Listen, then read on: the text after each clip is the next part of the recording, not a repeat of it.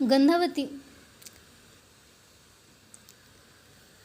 वाळ्याच्या सुगंधी पंखांनी वारा घालू लागली. नंतर पाणधारिणी दासीने खिन्नपणे तिला सुपारीशिवाय बनवलेला नाजूक विडा दिला. नंतर कापुराचा करंडा तिच्यासमोर धरला. त्याने तर तिच्या विरह व्यथांना नवेच भरते आलेसे झाले. नंतर तिच्या गायकीने पंचम स्वरात गोडगीत गाऊन दाखवले, तरी तिकडेही तिचे लक्ष लागेना.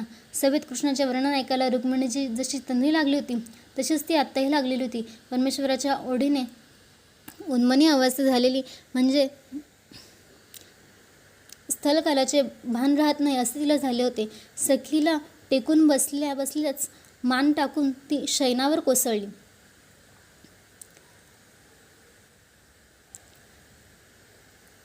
सख्यांचे तर्क, तिची ती अवस्था पाहून ती दासी अतिशय व्याकुळ झाल्या. त्या एकमेकीला म्हणू लागल्या, पहिला विडा दिला होता त्यातील सुपारी हिला पुन्हा पुन्हा लागत आहे की काय? अगं, मला वाटते की हिला भूतबाधा झाली असावी. काहीतरीच काय बोलतेस? हिला कसला तरी मोठा विकार झाला आहे. मी सांगते, मघा महाराजांनी हिला विडा दिला ना, त्यातील कापूर नीट मुरलेला नव्हता, तोच हिला बाधला आहे. मला वाटते तिला काही पायबुडी झाले असाय. ती काय चालत आली वाटते. पायबुडी वगैरे काही नाही.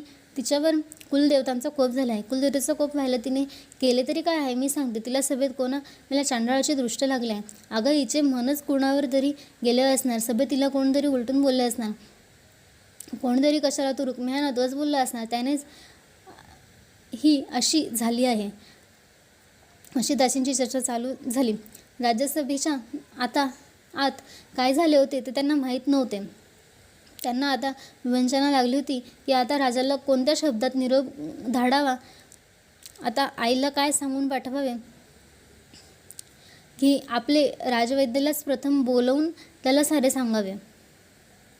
रुक्मिणीचे निवारण.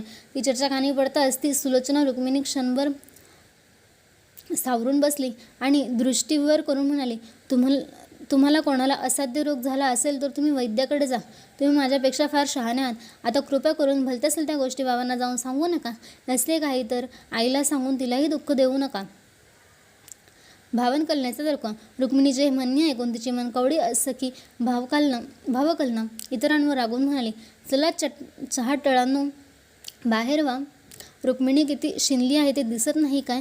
तिला क्षणभर जरा नीज येऊ द्याल की नाही? नंतर तिने रुक्मिणीला रेशमाचा अतिशय तलम असा शेला पांघरविला. सोनकमळीच्या पाकळ्यांनी वजन होऊ न देता जसा सुगंध त्यांना बिलगून रेंगाळत असतो, तसा तो शेला अलगदपणे रुक्मिणीला लिपटला. त्याला स्पर्शणारे तिचे अवयव त्यातून आरपार शिरून दिसत आहेत असे वाटू लागले.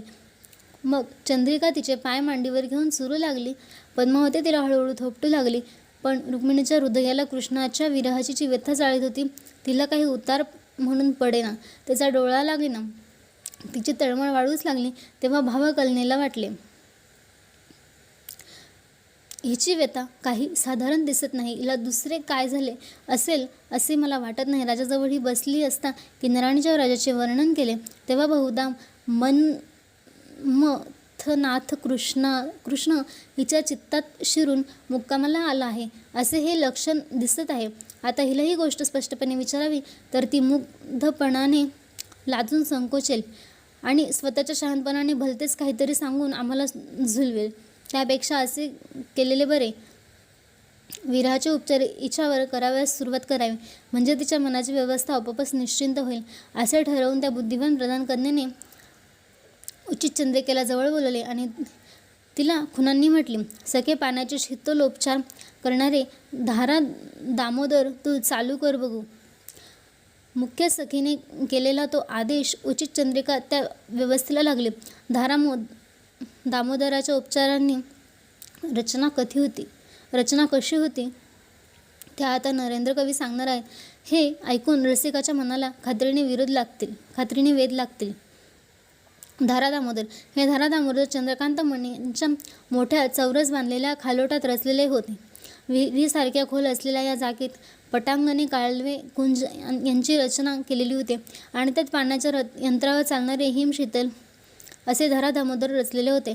हिम नदीतील गोठलेल्या बर्फाचे रेखीव चिरे काढून त्यांची रचना केली होती आणि त्यातून हिमशीतल पाणी खेळविले होते. बर्फखंडाची ती रचना सुंदर तर होतीच, शिवाय चंदनाचा भरपूर उपयोग त्या 16 खणी इमारतीच्या बांधणीत केला असल्याने ती शीतलता सुगंधितही होती. त्या मंदिरातील खांब ओल्या चंदनाचे होते. चौकटी, पट्ट्या, सज्जे यांची रचना करताना वास्तुकलाशास्त्राची परिसीमा गाठली असल्याने ती शीतलता नयनरम्यही झाली होती. गवाक्ष आणि गच्चा यांची जागोजाग शास्त्रोक्त रचना केलेली होती. रुक्मिणीला विश्रांती घ्यावयासाठी ती स्थलाची रचना केलेली असल्याने उणीव म्हणून कसली नव्हती. त्या मंदिरातील प्रत्येक भागाचे सौंदर्य केवळ अवर्णनीय होते. उंबरे कृष्णागरू चंदनाचे घोटून बनवलेले होते. दाराची चौकट मदन केवड्याच्या लाकडांतून कोरून काढलेली होती. त्या मंदिराच्या वेगवेगळ्या खोल्यांतून वेगवेगळी कलाकुसर योजली होती. दारे एकजात चंदनाचीच होती. तुळ्यांवर जागोजागी नाना प्रकारच्या नृत्यमुद्रांत आकारलेल्या झाल्यावर